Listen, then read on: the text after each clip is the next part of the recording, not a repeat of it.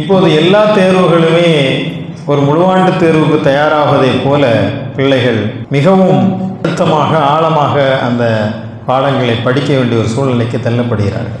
பிள்ளைகள் அந்த குழந்தை பருவம் என்பது விளையாடக்கூடிய ஒரு பருவமாக வீட்டில் குழந்தைகள் இருந்தாலே மன மகிழ்வுடன் அவர்கள் பள்ளி பருவம் என்பது பாடம் படிப்பாங்க, வீட்டுக்கு வருவாங்க, நம்மோட விளையாடிட்டு இருப்பாங்க. ரொம்பவும் அவர்கள் மகிழ்வாக இருக்கக்கூடிய ஒரு காலமெல்லாம் மாறி இன்றைக்கு இந்த கல்வி அவர்கள் மீது பெரும் சுமையாக அவர்கள் மீது திணிக்கப்படுகிறது. எல்லோருக்கும் எல்லாமும் சாத்தியப்படுவதில்லை.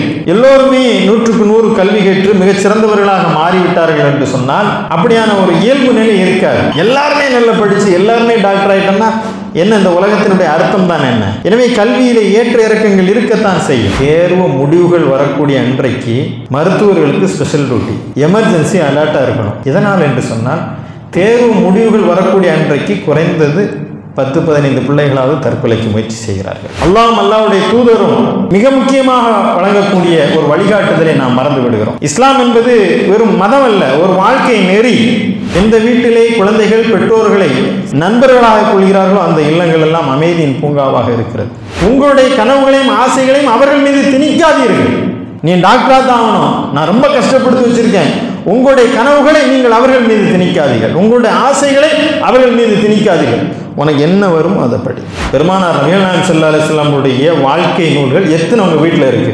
இதை வைத்துக்கொண்டு நீங்கள் எத்தகைய பிள்ளைகளை உருவாக்க விரும்புகின்றீர்கள் என்று நீங்கள் முடிவு செய்து கொள்ளுங்கள்.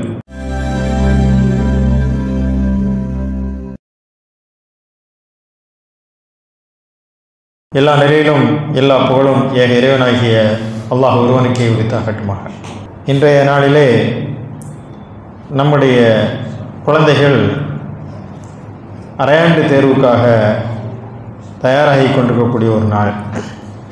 வழக்கமாக தேர்வுகால அறிவுரைகளை எல்லாம் முழுவாண்டு தேர்வின் அப்போது தான் வழக்கமாக நாம் சொல்வது உண்டு. ஆனால்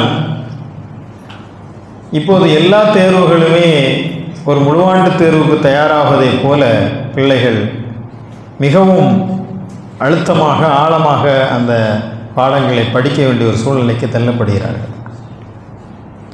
இந்த சூழ்நிலையில் நம்முடைய குழந்தைகளுடன் நாம் எப்படி நடந்து கொண்டு இருக்க வேண்டும், கல்வி முறை நமக்கு எதை கற்றுத்தந்து கொண்டிருக்கிறது என்பதையும் நாம் இணைத்து பார்க்க வேண்டிய ஒரு சூழ்நிலை ஏற்பட்டிருக்கிறது. காரணம் அது வெறும் கல்வியாக மட்டுமல்லாமல் பிள்ளைகளுடைய எதிர்காலத்தை, சமுதாயத்துடைய எதிர்காலத்தை, இந்த நாட்டுடைய எதிர்காலத்தை உள்ளடக்கியதாக இருக்கிறது. பிள்ளைகள் இந்த அண்மை காலமாக நம்முடைய குழந்தைகளுக்கும் நமக்குமான உறவு என்னவாக இருக்கிறது என்பதை நாம் சீர்தூக்கி பார்க்க வேண்டிய ஒரு காலகட்டத்தில் இருக்கின்றோம். ஒரு காலகட்டம் இருந்தது, பிள்ளைகள் அந்த குழந்தை பருவம் என்பது விளையாடக்கூடிய ஒரு பருவமாக இருக்கும். வீட்டில் குழந்தைகள் இருந்தாலே மன மகிழ்வுடன் அவர்கள் பள்ளி பருவம் என்பது பாடம் படிப்பாங்க, வீட்டுக்கு வருவாங்க, நம்மோட விளையாடிட்டு இருப்பாங்க. ரொம்பவும் அவர்கள் மகிழ்வாக இருக்கக்கூடிய ஒரு காலமெல்லாம் மாறி இன்றைக்கு இந்த கல்வி அவர்கள் மீது பெரும் சுமையாக அவர்கள் மீது திணிக்கப்படுகிறது. எல்கேஜி இல்லை, ப்ரீகேஜியில் குழந்தை வளர்ந்து கொஞ்சம் தான் ஒரு 4 வாரத்தை பேச ஆரம்பித்தா ஸ்கூலில் கொண்டு சேர்த்துடலாம் என்ற அடிப்படைக்கு வந்துடுறோம். ரொம்ப ஒரு சின்ன அளவில் அவங்க 2 வாரத்தை பேசிட்டாலே பள்ளிக்கூடத்தில் கொண்டு விட்டுவிட்டோம். பள்ளிக்கூடத்தில் கொண்டு ஒப்படைப்பதோடு நம்முடைய கடமை முடிந்து விட்டது என்ற அடிப்படையில் அந்த குழந்தைகளுக்கும் நமக்குமான அந்த உறவிலிருந்து கொஞ்சம் கொஞ்சமாக விலகத் தொடங்கிறோம். பெரும்பகுதியிலே அவர்கள் காலையிலே பள்ளிக்கு செல்வது, மாலையிலே வருவதுமாக இருப்பார்கள். காலம் செல்ல செல்ல அப்புறம் டியூஷன், ஸ்பெஷல் பாடங்கள், அங்கே இருக்கக்கூடிய வீட்டு பாடங்கள் என்று அந்த குழந்தைகளுடைய வாழ்க்கையின் பெரும்பகுதியை இந்த கல்வி ஆக்கிரமித்துக் கொள்கிறது. எந்த அளவிற்கு என்று சொன்னால் அவர்கள் உறக்கத்திலும் கூட அந்த கல்வியை கொடுத்து கொண்டே சிந்தித்து கொண்டு இருக்கிறார்கள். அவர்களுடைய கனவுகள் கூட இந்த கல்வியின் மீதான ஒரு எதிர்பார்ப்பும் அச்சமுமாக இருந்து கொண்டிருக்கிறது. இதுவெல்லாம் நமக்கு காலத்தேவையில் கல்வியிலே உச்சத்தை அடைய வேண்டும் என்ற ஒரு நிலை இருந்தாலும் கூட பிள்ளைகளை, அவருடைய உடல்நிலையை, அவருடைய மனநிலையை எந்தளவு அது பாதிக்கின்றது என்ற அந்த உளவியல் தகவல்கள் எல்லாம் நம்மை பெரும் கவலைக்குள், அச்சத்திற்குள் ஆழ்த்துகிறது. அவர்கள் எப்போதும் பதட்டமான ஒரு தலைமுறையாக மாறிக்கொண்டே இருக்கிறார்கள். எப்போதும் கவலை சூழ்ந்தவர்களாக மாறிக்கொண்டே இருக்கின்றார்கள். மன அழுத்தத்திற்கு கடுமையாக அவர்கள் ஆளாகிறார்கள். அதை எல்லா இடங்களிலும் இந்த கல்வியை ஒரு சுமையாக சமைத்து தரக்கூடிய ஒரு சமுதாயமாக மாறிவிட்டோம். கல்விக்காக விழிப்புணர்வு கூட்டங்களை நடத்துகிறோம். கல்வி நமக்கு தேவை என்ற அடிப்படையிலே கல்விக்கான பல அறிவுறுத்தல்களை வழங்குகிறோம். ஆனால் இன்றைக்கு அது புற அழுத்தங்களாக பிள்ளைகளை நோக்கி மாறுகிறது. எந்த அளவு என்று சொன்னால், கற்றால் மட்டும்தான் உன்னால் வாழ முடியும், கல்வி மட்டும்தான் உனக்கு வாழ்க்கையை தரும், கல்வி இல்லை என்று சொன்னால் உனக்கு எதிர்காலமே இல்லை என்ற அளவிற்கு எப்போது பார்த்தாலும் குழந்தைகளை படி, வீட்டில் போயாச்சுன்னா படி, வெளியே வந்தாச்சுன்னா படி, இங்கே பயானில் வந்தாலும் கூட நம்ம படிங்க கல்வி என்று எல்லா இடங்களிலும் இந்த அழுத்தம் அவர்களுக்கு நெருக்க நெருக்க நெருக்க என்ன ஆகிவிடுகிறது என்று சொன்னால், கல்வி நமக்கு வரவில்லை என்று சொன்னால், படிக்கவில்லை என்று சொன்னால் நாம் எல்லாம் சமுதாயத்தில் குற்றவாளிகள் என்ற அந்த தாழ்வு மனப்பான்மைக்கு அவர்கள் உள்ளே வந்து விடுகிறார்கள். இங்கே ஒரு யதார்த்தத்தை, உளவியலை, இயல்பை நாம் புரிந்து கொள்ள வேண்டும். எல்லோருக்கும் எல்லாமும் சாத்தியப்படுவதில்லை. எல்லோருமே 100க்கு 100 கல்வி கற்று மிகச் சிறந்தவர்களாக மாறிவிட்டார்கள் என்று சொன்னால் அப்படியான ஒரு இயல்பு நிலை இருக்காது. எல்லாருமே நல்லா படித்து எல்லாருமே டாக்டர் ஆகிட்டோம்னா என்ன, இந்த உலகத்தினுடைய அர்த்தம் தான் என்ன? எனவே கல்வியிலே ஏற்ற இறக்கங்கள் இருக்கத்தான் செய்யும். ஆனால் நாம் அதை பொருந்திக் கொள்வதில்லை, ஏற்றுக்கொள்வதில்லை. எல்லா மாணவர்களுமே 100க்கு 100 எடுக்க வேண்டும், எல்லோருமே மிகச் சிறப்பான முறையிலே படிக்க வேண்டும். இறைவன் அவ்வாறாக எல்லோரையும் படைக்கவில்லை. இந்த யதார்த்தத்தை, இந்த உளவியலை நாம் புரிந்து கொள்ளாமல் அவர்களுக்கு அழுத்தம் கொடுக்க என்ன ஆகிறது என்று சொன்னால், ஒரு கட்டத்தில் அவர்கள் விரக்தியினுடைய விளிம்பிற்கு சென்று விடுகிறார்கள். அவர்களுடைய மனநிலை பெரிய அளவில் பாதிக்கக்கூடிய ஒரு சூழ்நிலைக்கு வந்து விடுகிறது. இன்றைக்கு பெரும்பாலான குழந்தைகள் மருத்துவமனையில் போனீங்கன்னா குழந்தைகளுக்கான நோய்கள் வருகிறது. இந்த நோய்களுக்கான அடிப்படை காரணம் என்ன என்று நீங்கள் பார்த்தீங்கன்னு சொன்னால், மருத்துவர்கள் கொடுக்கக்கூடிய தகவல்கள் குழந்தைகளுக்கான அந்த கவலை அதிகமாக அவங்க திங்க் பண்ணுறாங்க. இப்படியான இந்த சிந்தனை அவர்களை எங்கே அவர்களை துரத்துகிறது என்று சொன்னால், அவருடைய உறக்கத்தை அது பிடுங்கி விடுகிறது. அவர்களால் ஆழ்ந்த நிம்மதியான தூக்கத்தில் அவர்கள் செல்ல முடியலை. இரவு நேரம் படிக்கணும்னா படிச்சுக்கிட்டே இருக்கிறாங்க. தேர்வுக்காக மட்டுமல்ல, ஸ்பெஷல் கிளாஸு, டேம், அந்த இது இந்த இது படித்து கொண்டே இருக்கிறார்கள். அந்த பாடத்தை இரவு நேரம் வரை படித்துவிட்டு மீண்டும் அதிகாலையிலே நேரமாக எழுந்து மீண்டும் படிக்க வேண்டியிருக்கிறது. அதற்கு பள்ளியில் சென்றும் அவர்கள் பாடம் வேண்டியிருக்கிறது. பள்ளி முடிந்தும் அங்கே இருக்கக்கூடிய டியூஷனிலோ ஸ்பெஷல் கிளாஸிலோ அவர்கள் படிக்க வேண்டியிருக்கு. மீண்டும் வீட்டிற்கு வந்து பாடங்களை அவர்கள் படிக்க வேண்டியிருக்கிறது. நீங்கள் என்றைக்காவது உங்களுடைய குழந்தைகளுடைய புத்தக பையை தூக்கி பார்த்துருக்கின்றீர்களா? பாருங்கள், வீட்டில் போய் அந்த சுமையை, அது எவ்வளவு கிலோ இருக்குன்னு சொல்லி பாருங்கள். உங்களுடைய பிள்ளைகள் படிக்கக்கூடிய 10ஆம் வகுப்பு 8ஆம் வகுப்பு பிள்ளைகள் மட்டும் இல்லை, 5, 6ஆம் வகுப்பு படிக்கக்கூடிய அந்த பிள்ளைகளோட பேக்கை வாங்கி நீங்கள் ஒரு தடவை சுமந்து பார்த்தால் தெரியும்.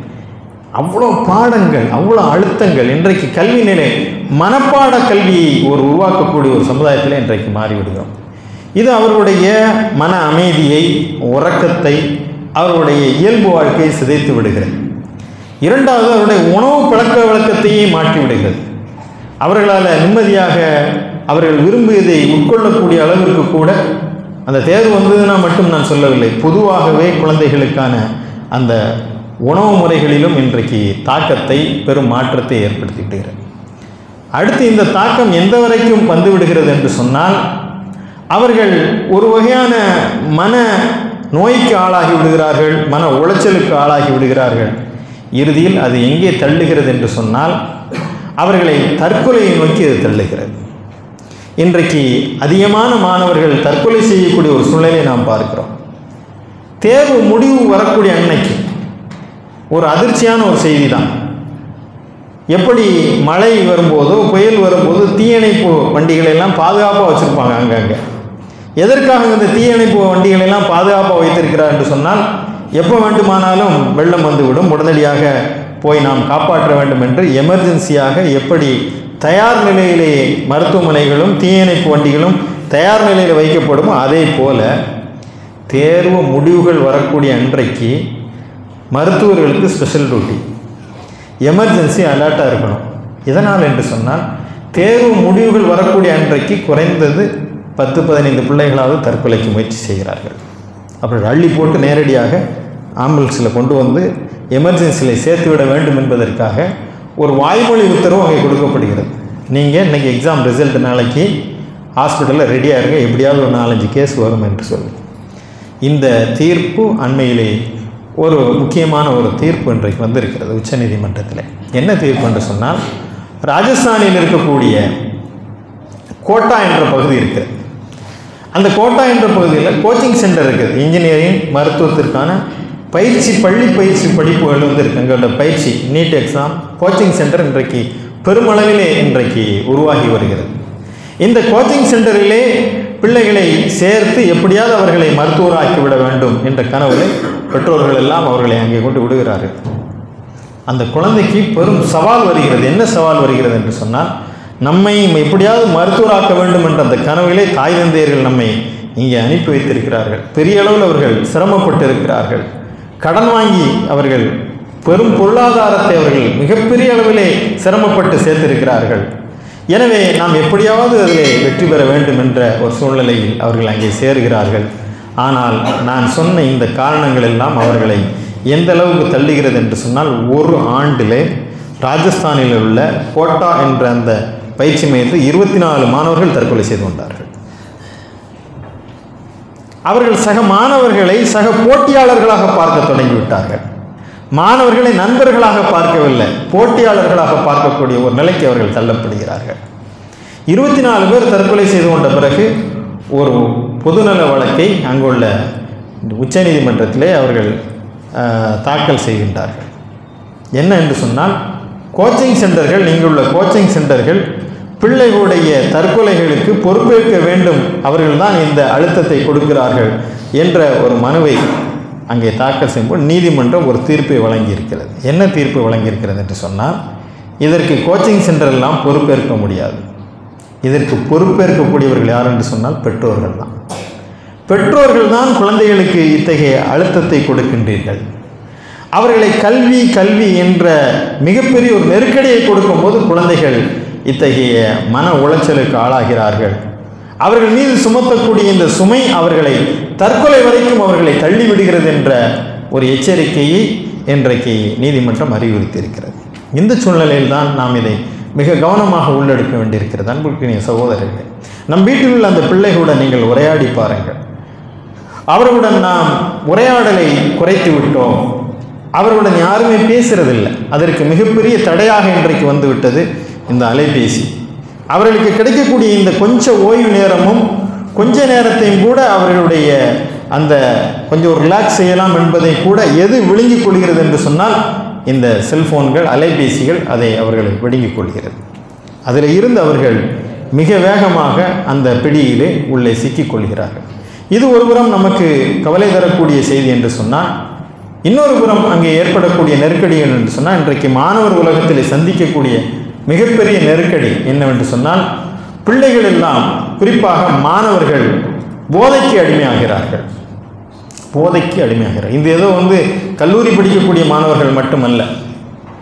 அவர்கள் இந்த மன அழுத்தத்திலிருந்து தப்பித்துக் கொள்வதற்காக ஏதாவது ஒன்றை நாம் செய்ய வேண்டும் என்ற அடிப்படையில் அந்த பள்ளி பருவத்தில் இருக்கக்கூடிய மாணவர்கள் இன்றைக்கு போதை வஸ்துகளுக்கு அடிமையாகக்கூடிய ஒரு சூழ்நிலை, பெருகி வரக்கூடிய ஒரு சூழ்நிலையில் தமிழ்நாடு அரசு அண்மையிலே ஒரு உத்தரவை பிறப்பித்திருக்கிறது. பள்ளி கல்லூரிகளுக்கு, குறிப்பாக பள்ளிக்கூடங்களுக்கு நாம் ஸ்குவாட் செய்து அங்குள்ள கல்வி அதிகாரிகள் அங்கே பள்ளிக்கூடங்களுக்கு சென்று போதை வஸ்துக்கள் இருக்கின்றமா என்பதை ஆய்வு செய்ய வேண்டும். குறிப்பாக கூலிப், சைனி கைனி போன்ற அந்த போதை வஸ்துக்களை குழந்தைகள் அதிகமாக பாவிக்கின்றார்கள், அதிலிருந்து அவர்களை காப்பாற்ற வேண்டும் என்ற ஒரு உத்தரவை பிறப்பித்திருக்கிறது. இதெல்லாம் மிக அபாயமாக நான் பார்க்கிறேன். மிக ஆபத்தான ஒரு காலகட்டத்திலே வாழ்ந்து கொண்டிருக்கின்றோம். எந்த அளவுக்கு என்று சொன்னால், 10ஆம் வகுப்பு 12ஆம் வகுப்பு படிக்கக்கூடிய மாணவர்களிலே மிக அதிகமான மாணவர்கள் இன்றைக்கு இந்த போதையிலே அவர்கள் வீழ்ந்து விடக்கூடிய ஒரு அபாயத்தை அவர்கள் சந்தித்து கொண்டே இருக்கின்றார்கள். ஒரு புறம் நாம் பார்த்தோம் என்று சொன்னால், அவர்கள் அலைபேசியின் வழியாக பல வேண்டத்தகாத, விரும்பத்தகாத சூழ்நிலைகளில் சிக்கிக்கொள்கிறார்கள். இன்னொரு புறம் அவர்கள் போதை வஸ்துகளுக்குள் அதிகமாக அவர்கள் சிக்கிக்கொள்ளக்கூடிய ஒரு சூழ்நிலையும் இருக்கிறது. எனவே நம்முடைய பிள்ளைகளை நாம் அவர்களை எப்படியாவது, எல்லா பெற்றோர்களுக்கும் ஒரு ஆசை இருக்கும், என்னுடைய குழந்தைகளை எப்படியாவது மருத்துவராக்க வேண்டும், இன்ஜினியராக்க வேண்டும், பிள்ளைகளை நல்ல முறையிலே வளர்த்து பெரிய ஆளாக்க வேண்டும் என்பது எல்லோருக்கும் அந்த கனவு இருக்கும், நிச்சயம் இருக்க வேண்டும். கல்வி கற்றால் தான் எதிர்காலம் இருக்கிறது என்பதை நாம் மறுப்பதற்கில்லை. குழந்தைகள் கல்வி கற்க வேண்டும், இது கல்விக்கான காலமாக இருக்கிறது. ஒரு காலம் கல்வி மறுக்கப்பட்ட ஒரு சமுதாயமாக இருந்தது. பெண்கள் கல்வி கற்பது என்பது எட்டாக்கையாக இருந்த ஒரு காலகட்டத்தில் இன்றைக்கு நம்முடைய பிள்ளைகள், பெண் பிள்ளைகள் குறிப்பாக கல்வியிலே முன்னேறி அவர்கள் மிகப்பெரிய ஒரு இடத்தை அடைந்திருக்கின்றார்கள். அங்கே பல்வேறு சவால்களை சந்தித்து இன்றைக்கு பெருமளவிலே கல்வியிலே, அதிகார மட்டங்களிலே, வேலை வாய்ப்புகளிலே பெரிய அளவில் இடம்பெறக்கூடிய ஒரு காலகட்டத்தில் கல்வி மட்டுமே வாழ்க்கை என்ற அந்த நிலையில் மட்டும் வைத்து பார்த்து விடக்கூடாது. அதற்கு பின்னால் இருக்கக்கூடிய இன்னொரு பக்கத்தை நாம் கவனத்தில் கொள்ள வேண்டும் என்பதற்காகத்தான் இங்கே உரையாடி கொண்டிருக்கின்றோம். அன்பிற்கினிய சகோதரிகளே, இந்த நேரத்தில் கல்வியினுடைய நோக்கத்தை அல்லாஹ்வுடைய தூதரும் மிக முக்கியமாக வழங்கக்கூடிய ஒரு வழிகாட்டுதலை நாம் மறந்து விடுகிறோம். இஸ்லாம் என்பது வெறும் மதம் அல்ல, ஒரு வாழ்க்கை நெறி. அது வாழ்வின் அனைத்து வழிகளுக்கும் வழிகாட்டுகிறது, எல்லாவற்றுக்குமான ஒரு உயர்ந்த நோக்கத்தை வைத்திருக்கிறது. கல்விக்கான மிக உன்னதமான ஒரு நோக்கத்தையும் இஸ்லாம் கற்பித்து தருகிறது. நாம் இன்றைக்கு பிள்ளைகளை நாம் டாக்டர் ஆக்குகிறோம், இன்ஜினியர் ஆக்குகிறோம், ஆசிரியர் ஆக்குகிறோம், பல துறைகளிலே அவர்களை வளர்த்து விடுகிறோம். ஆனால் அவர்கள் என்னவாக மாறுகிறார்கள் என்பதை நீங்கள் பாருங்கள். இன்றைக்கு மருத்துவர்கள் எல்லாம் எந்த நிலையிலே அவர்கள் உருவாகி வருகிறார்கள் என்று சொன்னால், பல மருத்துவர்கள் நல்லவர்களாக இருக்கிறார்கள். ஆனால் ஒரு சில பேர் நீங்கள் உள்ளே போயாச்சுன்னா இந்த ஸ்கேன் எடுத்துட்டு வாங்க, இவ்வளோ கமிஷன். அவர்கள் தனக்கு வரக்கூடிய நோயாளிகளை அவர்கள் பணம் பறிக்கக்கூடியவர்களாக பார்க்கின்றார்கள். மனிதாபிமானம் இல்லாமல் அவர்கள் நடந்து கொள்கிறார்கள். எங்கும் ஊழல் பெருகிவிட்ட ஒரு காலத்தில், எங்கும் லஞ்சம் தலைவிரித்து ஆடக்கூடிய ஒரு காலகட்டத்தை இந்த மாணவர்கள் எல்லாம் எப்படிப்பட்ட ஒரு எதிர்காலமாக மாறிக்கொண்டிருக்கிறார்கள் என்று சொன்னால், கல்வி கற்க வேண்டும் என்ற அந்த ஒரு நிலையிலே கல்வியை மட்டும் கற்றுக்கொள்ளக்கூடிய ஒரு சூழ்நிலை இன்றைக்கு இந்த கல்வி முறையிலே ஒழுக்க பாடங்களுக்கு இடமே இல்லாத ஒரு காலம் இருக்கிறது. இறைவனையும், இறை தூதரையும், இறை வழிகாட்டுதலையும், இறை சிந்தனையும் பெற்றுக்கொள்ளக்கூடிய வழிமுறை நம்முடைய கல்வி திட்டங்களிலே இல்லை. எவ்வளவு எக்ஸலண்டா அவர்கள் படித்து முதலுக்கு வரலாம், முதல் மாணவராக இருக்கலாம். ஆனால் இறைவனையும், அந்த இறை சிந்தனையும், அல்லது இந்த மனித குலத்திற்கு சேவையாற்ற வேண்டும் என்ற அந்த எண்ணமும், அல்லது இந்த கல்வியினுடைய உயரிய அந்த நோக்கமும் அவர்களுக்கு புரியாமல் இருக்கிறது. இதை சொல்லித்தர வேண்டிய இடம் நம்முடைய இல்லங்கள். நாம் தான் அவர்களுக்கு கல்வியினுடைய நோக்கத்தை புகட்ட வேண்டும். இந்த கல்வி எத்தகைய மாண்புள்ளவர்களை உருவாக்கி தர வேண்டும், எத்தகைய உயர்தரமான மனிதர்களை இந்த சமுதாயத்திற்கு தர வேண்டும், இந்த கல்வியினால் ஆகக்கூடிய விளைவுகள் என்ன என்பதை நம் பிள்ளைகளுக்கு சொல்லித்தர வேண்டும். நீங்கள் படித்து இன்ஜினியராவது டாக்டராகலாம் அதுக்கு பிறகுதான். ஆனால் ஒரு நல்ல மனிதராக நீங்கள் வாழ வேண்டும்.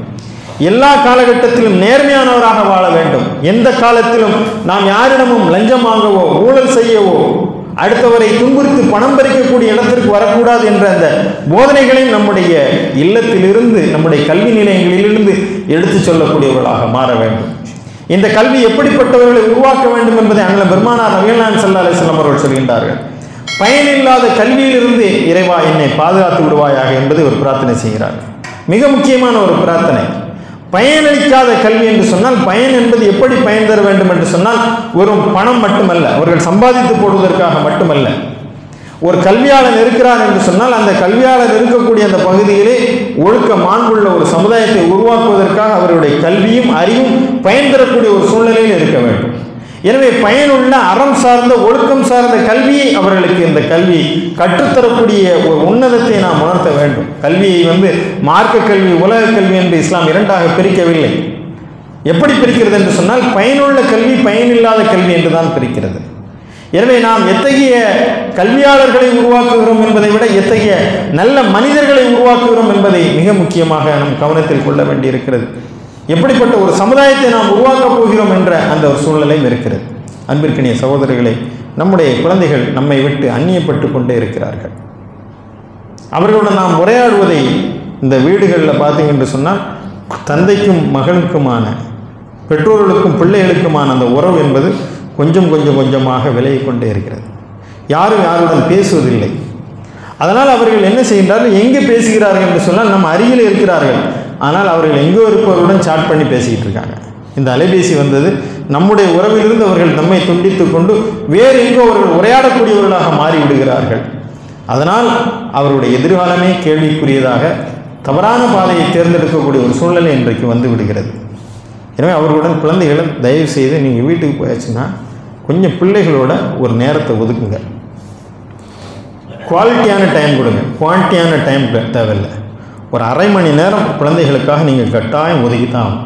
செல்ஃபோனை நீங்கள் மூடிடுங்க, பாடப்புத்தகத்தையெல்லாம் வச்சுட்டு வாமா, உட்காரு, எப்படி இருக்க, என்ன சாப்பிட்ட, என்ன நடந்துச்சு ஸ்கூலில், ஃப்ரெண்ட்லாம் எப்படி இருக்காங்க, எந்த மாதிரி செய்கிற, இன்றைக்கி தொழுகையா, தொழுகையை வலியுறுத்தக்கூடிய பெற்றோர்கள் எத்தனை பேர் இருக்கும்? குழந்தை குரானை ஓத வேண்டும், குரானை பாடத்தை இதிலிருந்து பாடம் படி. அண்ணல் பெருமானார் ஸல்லல்லாஹு அலைஹி வஸல்லம் வாழ்க்கையிலிருந்து நீ அதை நம்பிக்கையாக கைக்கொள். உன்னுடைய பள்ளியிலே படிக்கக்கூடிய இதர மத சகோதரர்களிடம் நீ எப்படி நடந்து கொள்கிறாய்? அவர்களுக்கு இறைமார்க்கத்தை குறித்து சொல்லக்கூடிய ஒரு வாய்ப்பை நீ பெற்றிருக்கிறாயா? உன்னுடைய நண்பர்களை நீ அழைச்சிட்டு வா, அவங்களோட நம்ம பேசுவோம். இதுவெல்லாம் மிக முக்கியமான இந்த உரையாடல். எந்த வீட்டிலே குழந்தைகள் பெற்றோர்களை நண்பர்களாக கொள்கிறார்களோ அந்த இல்லங்கள் எல்லாம் அமைதியின் பூங்காவாக இருக்கிறது. ஆனால் நாம் என்ன செய்கிறோம்னா, பெற்றோர்கள் பிள்ளைகளிடம் உரையாடுவதே இல்லை. அவர்களுடன் ஒன்றாக அமர்ந்து உணவருந்தக்கூடிய பெற்றோர்கள் எத்தனை பேர்? நம்ம டைனிங்லாம் ஒன்றா உட்காரணும். உட்கார்ந்து சாப்பிடும்போது பிள்ளை என்ன சாப்பிடுது, எப்படி சாப்பிடுது, எல்லாவற்றிலும் நாம் தான் பாடம் பெற வேண்டும். நாம் தான் வழிகாட்டிகளாக இருக்க வேண்டும். நாம் தான் அவர்களுக்கு உயரிய பாதையை நாம் கற்றுத்தர வேண்டும். ரொம்ப எளிமையாக சொல்கிறேன். அவர்கள் காலணிகளை, செருப்பை எப்படி மாட்டி வெளியே போகணும், ஒரு இடத்துல செருப்பை எப்படி கலட்டிட்டு போகணும், ஒரு சாக்லேட் சாப்பிட்டார்னா அந்த பேப்பரை எங்கே ஒண்டி போடணும், ஒரு சகோதரர் வந்தார்னா அவர் எப்படி மலர்ந்த முகத்துடன் வரவேற்க வேண்டும், இந்த தர்பியா என்று சொல்லக்கூடிய இந்த ஒழுங்குமுறைகளை பெற்றோர்களிடமிருந்து தான் அவர்கள் கற்றுக்கொள்ள வேண்டும். இந்த பாடத்தை எந்த கல்வியும் கற்றுத்தராது. ஒழுக்கம், அறம் சார்ந்த, நீதி சார்ந்த, மனிதநேயம் சார்ந்த இந்த பாடங்களை பெற்றோர்கள் நாம் தான் கற்றுக் கொடுக்க வேண்டியிருக்கிறது. அதே நேரத்தில் அவர்களுக்கு நம்பிக்கை ஊட்டி கொண்டே இருக்க வேண்டும். இந்த கல்வியிலே நீங்கள் பின்தங்கியவராக, உனக்கு என்ன வருதோ அதை படி, ஒன்றும் பிரச்சனை இல்லை. உங்களுடைய கனவுகளையும் ஆசைகளையும் அவர்கள் மீது திணிக்காதீர்கள். நீ டாக்டராக தான் ஆகணும், நான் ரொம்ப கஷ்டப்படுத்தி வச்சிருக்கேன், உங்களுடைய கனவுகளை நீங்கள் அவர்கள் மீது திணிக்காதீர்கள். உங்களுடைய ஆசைகளை அவர்கள் மீது திணிக்காதீர்கள். உனக்கு என்ன வரும் அதை படி. நீ என்னவாக வேண்டும் என்பதோ அதை நீ தேர்ந்தெடுத்துக்கொள், உன் பாதையை, உன் வாழ்க்கையை. ஆனால் அது சரியான நேர்மையான ஒரு வாழ்க்கையாக நீ இருக்க வேண்டும். பணம் மட்டும்தான் வாழ்க்கை என்பதை நாம் இன்றைக்கு கற்றுத்தந்து கொண்டு இருக்கோம். மிகப்பெரிய ஒரு சமுதாயத்தில் பெரும் தோல்வியாக நான் பார்க்கிறேன். இன்றைக்கு அச்சமாக இருக்கிறது. நல்லவர்கள் குறைந்து கொண்டே வருகிறார்கள். நல்லவர்களுக்கான கடுமையான பஞ்சம் இருக்கிறது. மனிதநேயம் கொண்டவர்கள், நம்மிடம் சிரித்து பேசக்கூடியவர்கள், கொடுத்த வாக்குறுதியை காப்பாற்றக்கூடியவர்கள், நம் மீது அன்பு பாராட்டக்கூடியவர்கள் அருகிக் கொண்டே வருகிறார்கள், குறைந்து கொண்டே வருகிறார்கள். இந்த கல்வி எத்தகைய மனிதர்களை உருவாக்குகிறது என்று சொன்னால் மனித எந்திரங்களை உருவாக்கி கொண்டே இருக்கிறது. நம்முடைய பிள்ளைகளுக்கு உறவு முறைகளை நீங்கள் அதிகமாக கற்றுத்தர வேண்டும். இதுதான் பெரியாப்பா, இதுதான் சின்னவாப்பா, இது மாமா, இது அண்ணன், இது அவங்க எல்லாரிடையும் பார்க்கணும், பேசணும். உறவு முறைகள், அவர்களுடைய உணவு பழக்க வழக்கங்கள், அவர்களை பள்ளிக்கு அழைத்து வருவது, அவருடைய தொழுகைக்கு சின்ன குழந்தைகளை பள்ளிக்கு அழைத்து வர வேண்டும். துருக்கியிலே ஒரு பள்ளியிலே எழுதி போட்டிருக்காங்க, குழந்தைகள் எந்த பள்ளியில் குழந்தைகள் சத்தம் கேட்கவில்லையோ அந்த சமுதாயம் ஒரு எதிர்காலத்தை இழந்து விடுகிறது என்று. பள்ளிவாசல்களில் குழந்தைகளுக்கான, சிறுவர்களுக்கான இடம் இருக்க வேண்டும். குறிப்பாக நாம் மீண்டும் மீண்டும் வலியுறுத்தி கொண்டே இருப்பது, நம்ம வீடுகளில் ஒரு நூலகம் கண்டிப்பாக இருக்க வேண்டும். சின்ன அளவில் ஒரு நூலகம் எல்லா வீடுகளிலும் இருந்து கொண்டே இருக்கணும். அவர்களுக்கு நம்பிக்கை தரக்கூடிய வாழ்வியல் புத்தகங்களை நாம் அவர்களுக்கு எடுத்து சொல்லிக் கொண்டே இருக்கணும். பெருமானார் நபிகள் நாயகம் ஸல்லல்லாஹு அலைஹி வஸல்லம் வாழ்க்கை நூல்கள் எத்தனை உங்கள் வீட்டில் இருக்குது? இதை வைத்துக்கொண்டு நீங்கள் எத்தகைய பிள்ளைகளை உருவாக்க விரும்புகின்றீர்கள் என்று நீங்கள் முடிவு செய்து கொள்ளுங்கள். உங்கள் வீட்டில் ரசூலுல்லாஹ் பற்றி ஒரு புத்தகம் கிடையாது, உங்கள் பிள்ளை எங்கிருந்து படிக்கும்? நபிகள் நாயகம் ஸல்லல்லாஹு அலைஹி வஸல்லம் அவர்கள் சீராவை கற்றுக்கொள்ளாமல் ஒரு குழந்தை தன்னுடைய எதிர்காலத்தை எப்படி தீர்மானித்துக் கொள்ளும்? வமா அர்சல்னாக இல்லா ரஹ்மத்துல் லில் ஆலமீன். உலகத்திற்கே நபிகள் நாயகம் வழிகாட்ட வந்தவர்கள் உங்கள் பிள்ளைக்கு வழிகாட்ட மாட்டாங்களா? எப்படிப்பட்ட ஒரு வாழ்க்கை! உனக்கு நம்பிக்கை சோர்ந்து போகும்போதெல்லாம் நீ பெருமானாருடைய பெருவாழ்க்கையை நீ படிக்க வேண்டும். இஸ்லாமிய அடிப்படைகளை நீ கற்றுத்தர வேண்டும். வாழ்வில் வாசிக்கக்கூடிய பழக்கத்தை குழந்தைகளுக்கு நீங்கள் இதெல்லாம் அவர்களுக்கு கொடுக்கும்போது அந்த கல்வியினுடைய அழுத்தத்திலிருந்து உங்களுடைய குழந்தைகளுடன் உரையாடும் போது, உங்கள் குழந்தைகளுடன் நீங்கள் நம்பிக்கையை தரும்போது, கல்வி மட்டுமே வாழ்க்கை இல்லை என்ற அந்த தன்னம்பிக்கையை நீங்கள் கொடுக்கும்போது, உங்களுடைய கல்வி ஆசைகளையும் கனவுகளையும் அவர்கள் மீது திணிக்காமல் இருக்கும்போது, அவர்களுக்கு இந்த கல்வியை தாண்டிய வெளி உலகம் இருக்கிறது என்ற ஒரு செய்தியை அவர்களுக்கு சொல்லி இஸ்லாமிய அற ஒழுக்கங்களை அவர்களுக்கு கொடுக்கும்போது தான் அந்த குழந்தைகள் இயல்பான யதார்த்தமான குழந்தைகளாக இருப்பார்கள். ஒரு காலமும் வாழ்க்கையிலே தற்கொலை எண்ணத்திற்கு அவர்கள் செல்ல மாட்டார்கள். ஒப்பீட்டு அளவில் முஸ்லிம்கள் இன்றைக்கு தற்கொலை பக்கம் செல்லவில்லை என்று சொன்னால் அதற்கு காரணம் நாம் கொடுக்கின்ற அந்த நம்பிக்கை சார்ந்தது. இன்றைக்கு குழந்தைகளிடம், நம்முடைய புதிய தலைமுறையிடம் உருவாகி வரக்கூடிய ஒரு மிகப்பெரிய சிக்கல் என்னவென்று சொன்னால் அவர்கள் பல்வேறு நாத்திய சிந்தனையின் பக்கம் அவர்கள் செல்லக்கூடியவர்களாக மாறுகிறார்கள். கம்யூனிச சிந்தனையின் பக்கம் அவர்கள் செல்லக்கூடியவர்களாக மாறுகிறார்கள். எனவே மறுமையை குறித்து அவருடைய உரையாடலை அவர்கள் நிகழ்த்தி பாருங்கள். இறப்புக்கு பிறகு ஒரு வாழ்க்கை இருக்கிறது என்பதை அவர்களுக்கு சொல்லி பாருங்கள். அதெல்லாம் பேசணும் வீட்டில். நாம் தான் இங்கிருந்து, அதே போல் நாம் இங்கிருந்து கற்றுக்கொண்ட விஷயங்கள் பிள்ளைகளுடன், குறிப்பாக நம்முடைய குழந்தை பருவத்திலிருந்து நாம் அவருடன் உரையாடும் போது, அவர்கள் பார்க்கும்போது தான் அவர்களுக்கு தெரியணும், எங்கள் வாப்பா என்றைக்குமே நேர்மையானவராக இருப்பார், என் தந்தையிடமிருந்து நான் கற்றுக்கொள்ள வேண்டும், என் தந்தை எனக்கு இது தான் வழிகாட்டி இருக்கிறார், நான் தேர்விலே தோல்வி பெறலாம் ஆனால் வாழ்க்கையிலே தோற்றுவிடக்கூடாது, கல்வி மட்டுமே எனக்கு இல்லை, கல்வி இல்லாமல் எத்தனையோ உயரங்களை எட்டி பிடிக்க முடியும் என்ற அந்த நம்பிக்கையும் நம்முடைய பிள்ளைகளுக்கு கொடுக்க வேண்டும். ஆக அன்பு சகோதரர்களே, இன்றைய காலம் பிள்ளைகளை மன அழுத்தத்திற்கான ஒரு காலமாக மாறி வருகிறது. பெரும்பாலான அதிகமான குழந்தைகள் தற்கொலை செய்து கொள்கிறார்கள். இதனுடைய விகிதம் அதிகரித்து கொண்டே வருகிறது. பிள்ளைகள் போதை பழக்கங்களுக்கு அதிகமாகிக் கொண்டே இருக்கின்றார்கள். ஒழுக்க சீர்கேடுக்குள் அவர்கள் உள்ளே அதிகமாகி வருகிறார்கள். ஒரு இளம் பருவ குற்றவாளிகள் பெருகி கொண்டே வரக்கூடிய ஒரு காலமாக இருக்கிறது.